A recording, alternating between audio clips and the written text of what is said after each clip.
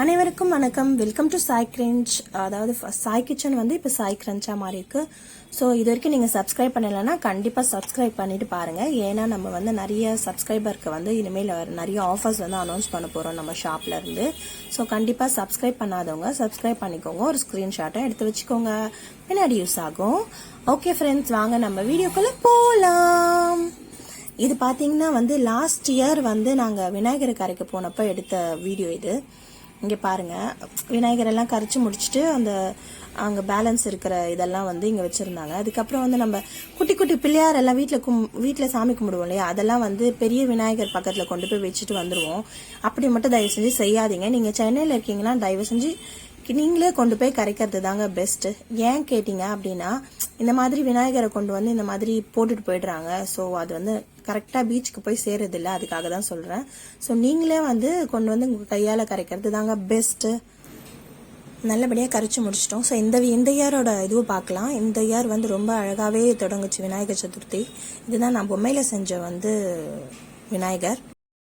பொம்மையில் வந்து விநாயகரை வந்து உருவாக்கியிருந்தேன். ஸோ இது சேல்ஸ்க்காக யாருக்காவது வேணும்னாலும் கண்டிப்பாக வந்து மெசேஜ் பண்ணுங்கள். இது சேல் தான். அதுக்கப்புறம் கடையில் இருக்கிற விநாயகரை வந்து வழிபட்டுட்டு ஃபுல்லாக ட்ரெஸ் எல்லாமே நானே மேக் பண்ணி பண்ணேன். இதுக்கு வந்து வீட்டில் விநாயகரை வந்து அவங்களுக்கு படைக்கிற நெய்வேத்தியத்தில் வந்து விநாயகரை நான் வந்து உருவாக்கி விநாயகர் சதுர்த்தி கும்பிட்டு முடிச்சிட்டோங்க. ரொம்ப சந்தோஷமாக போச்சு அன்றைக்கான நாள். எவ்வளோ பிரச்சனை இருந்தாலும் விநாயகரை கும்பிட்டா எல்லாமே தீந்துருன்ற மாதிரி. அதுக்கப்புறம் நாங்கள் பீச் போயிருந்தோம்.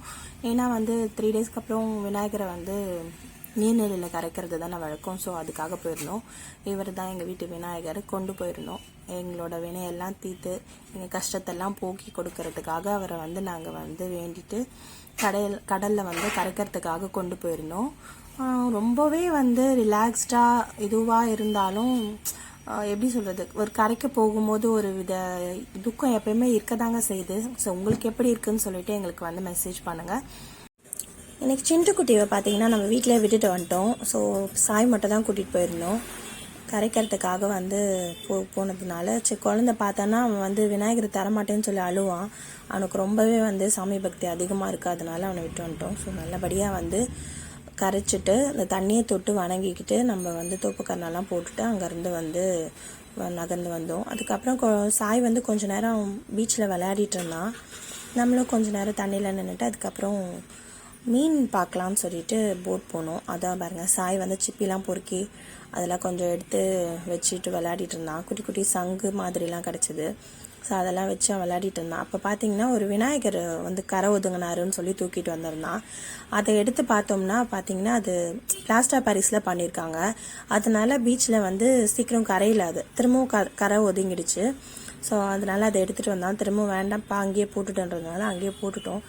அவங்களுக்கு நிறைய பேர் வந்து கரைக்க வந்ததுனால அவங்களுக்கு பண்ண பிரசாதத்தோடு சேர்த்து கரைச்சதுனால ஒரு ஃப்ரூட்ஸ் எல்லாமே வந்து பார்த்தீங்கன்னா ஃப்ரூட்ஸ் மாலை இதெல்லாமே வந்து கரை ஒதுங்கி இருந்தது. இதுதான் ஒரு போட் லான்ச் ஆனதுனால அதை பார்த்துட்டு இருந்தோம். அப்போ பார்த்தீங்கன்னா என்ன மீன் வந்திருக்கு, ஃப்ரெஷ்ஷாக ஏதாச்சும் மீன் கிடச்சா வாங்கலாமே அப்படின்னு சொல்லிட்டு பார்த்துட்டு இருந்தோம்.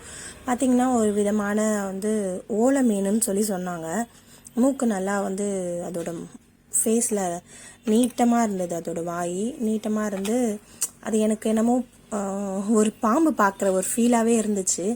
அதுவும் கையில் பிடிச்சிங்கன்னா பார்த்தீங்கன்னா அந்த பாம்பு நகர மாதிரியே இருந்தது. வேறு யாராச்சும் வாங்குவாங்க பார்க்கலாம் அப்படின்னு பார்த்தோம். எப்படி இருக்கும் என்னன்னே தெரியாமல் நம்ம எப்படி வாங்க முடியாது வரைக்கும் அதை நாங்கள் வாங்கினதில்லை, பார்த்ததும் இல்லை. இது ஃபஸ்ட் டைம் பார்க்குறேன். அதனால் வாங்க வேண்டாம்னு சொல்லிட்டு முடிவு பண்ணிவிட்டு நின்று பார்த்துட்டு இருந்தேன் வேறு ஏதாவது மீன் கிடைக்குதா அப்படின்னு சொல்லிட்டு. ஆனால் நம்ம சுற்றி நின்றுட்டு இருந்த யாருமே பார்த்தீங்கன்னா அந்த மீனை வாங்கலை. ஸோ நம்மளும் கிளம்பிட்டோம். பாய், டாடா.